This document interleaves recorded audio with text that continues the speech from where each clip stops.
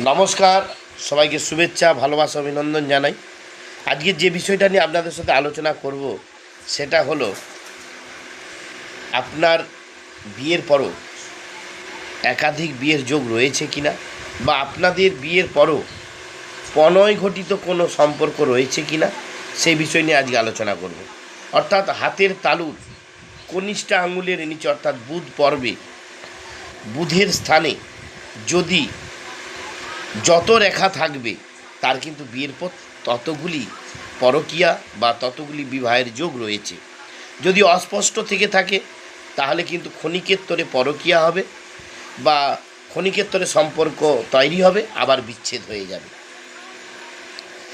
কনিষ্ঠা আঙুলের নিচে বুধের পর্বে বা বুধ যে স্থানটা রয়েছে বুধের পর্বে, সেখানে যতগুলি স্থান থাকবে ততগুলি তার বিবাহের যোগ রয়েছে।